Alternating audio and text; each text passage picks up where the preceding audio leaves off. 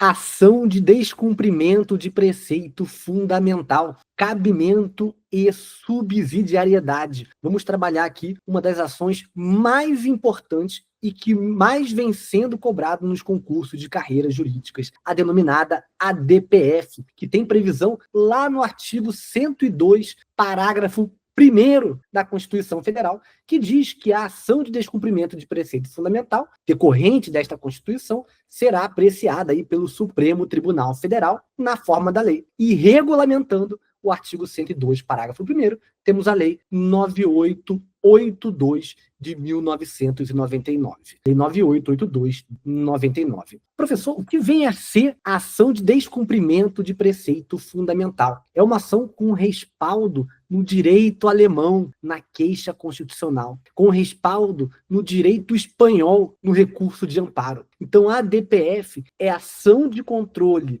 concentrado que busca, de maneira subsidiária, ampliar a jurisdição constitucional, defendendo os denominados preceitos fundamentais. Então vejam que função importante de ampliar a jurisdição constitucional. Vocês vão ver que essa ação vai tapar alguns buracos no denominado controle de constitucionalidade. E se vocês forem lá na Lei 9882 de 99, vocês vão achar o objeto da DPF. A arguição prevista lá no artigo 102, parágrafo 1º da Constituição Federal, será proposta perante o Supremo Tribunal Federal e terá por objetivo evitar ou reparar lesão a preceito fundamental resultante de ato do poder público. Estamos trabalhando aqui a DPF autônoma. Por que a DPF autônoma? Porque não precisa de outro processo. Além da DPF ser autônoma nesse dispositivo, estamos trabalhando aqui uma DPF que é direta, porque é proposta diretamente no Supremo Tribunal Federal. É uma DPF que pode ser preventiva ou repressiva. Detalhe importante, em face de qualquer ato do poder público, seja normativo ou administrativo, seja por ação ou por omissão. E aqui eu trago para vocês pontos importantíssimos sobre a DPF que despencam em prova. Caberá a DPF em face de lei municipal anterior à Constituição. Caberá a DPF em face de decretos e atos infralegais, mas não caberá a DPF em face de atos legislativos em trâmite, nos termos da DPF número 43. Também não cabe a DPF em face de súmulas, nem mesmo de súmulas vinculantes. Não caberá a DPF em face de ato praticado por particulares. E também não cabe a DPF em face de decisão judicial com trânsito em julgado. Não vai caber a DPF em face de atos políticos, mas aqui eu quero trazer para vocês uma distinção essencial que vem sendo cobrada em prova, porque o aluno tem que ter extremamente cuidado, porque não vai caber a DPF para discutir eventuais razões do veto do chefe do Poder Executivo em um processo legislativo. Então, se o chefe do Poder Executivo vetou uma lei, a DPF não pode discutir as razões do veto, mas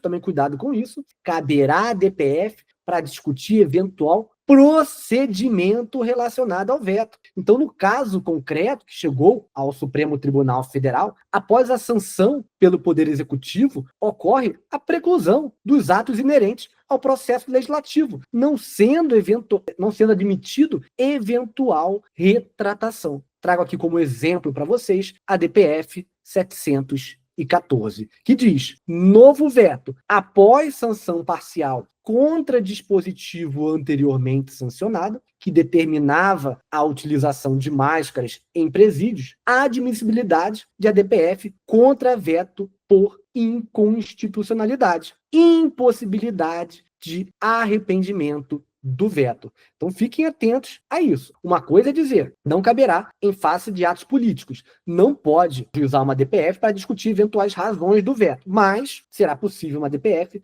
para discutir essas razões, para discutir não as razões do veto, mas o procedimento do veto. Vamos ficar atentos a isso. Professor, e o que vem a ser preceito fundamental? Eu não localizei na lei o que vem a ser preceito fundamental. Nós temos uma ausência de definição legal e constitucional do que vem a ser preceito fundamental. Nós temos aqui algumas sugestões doutrinárias e jurisprudenciais. Então, o que vem a ser, de acordo com a doutrina e a jurisprudência, preceitos fundamentais. Os princípios fundamentais, lá no artigo 1º ao artigo 4º da Constituição Federal, seriam preceitos fundamentais. As cláusulas pétreas previstas lá no artigo 60, parágrafo 4º, seriam preceitos fundamentais. Os princípios constitucionais sensíveis, artigo 34, inciso 7º da Constituição, também seriam preceitos fundamentais, assim como os direitos fundamentais e os princípios da administração pública. São princípios aí que servem como vetores de interpretação. Agora, qual é a legitimidade? Quem pode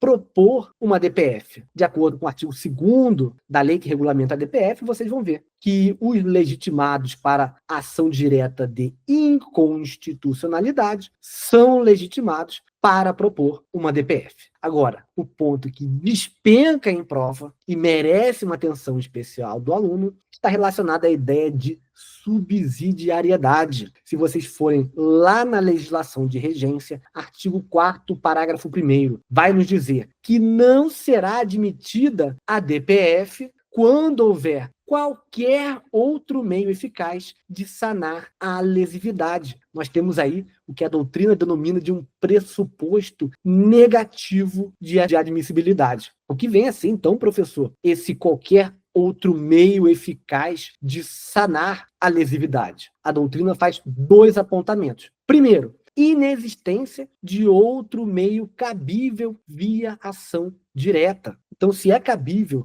a DI, por exemplo, não vai caber a DPF. Inexistência de outro meio cabível via ação direta. Controle concentrado de constitucionalidade. E também inexistência de meio eficaz na via de exceção, no controle difuso. Isso tudo sob pena de extinção da ação. Na DPF 33, disse o Supremo Tribunal Federal: inexistência de outro meio eficaz de sanar a lesão, compreendido no contexto da ordem constitucional global, como aquele apto a solver a controvérsia constitucional relevante de forma ampla, geral e imediata. A existência de processos ordinários e recursos extraordinários não deve excluir, a priori, a utilização da arguição de descumprimento de preceito fundamental em virtude da feição marcadamente objetiva dessa ação. Lembrando que na DPF nós temos aí ausência de previsão expressa do habeas curiae, mas o STF, de forma excepcional, aplica por analogia lá o artigo 7º, parágrafo 2º da Lei 9868 de 99. Em relação ao PGR, ao Procurador-Geral da República, o Ministério Público, nas ações que não houver formulado, terá vista do processo no prazo de 5 dias após o decurso do prazo para informações. Em relação ao AGU, Advogado-Geral da União,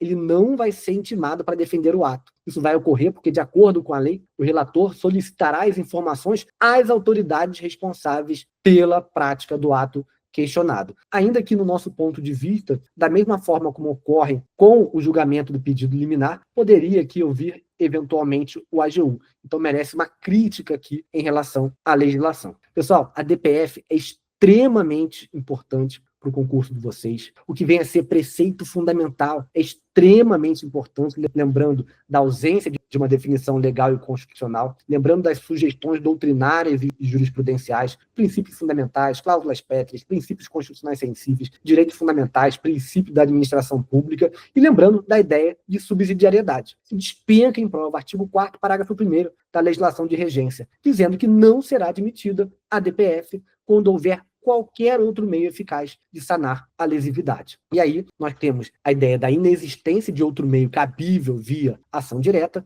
e inexistência de meio eficaz na via de exceção, sob pena de extinção. Meus amigos e amigas, não esqueçam de deixar o seu like, de seguir o Estratégia nas redes sociais para você se manter super bem informado. Podem me seguir também lá no @MarcosLopesGomes. Estarei aí à disposição de vocês, caso tenham alguma dúvida envolvendo direito constitucional ou preparação para concursos, podem contar com a gente aí nessa caminhada. Um grande abraço a todos e sucesso nos estudos.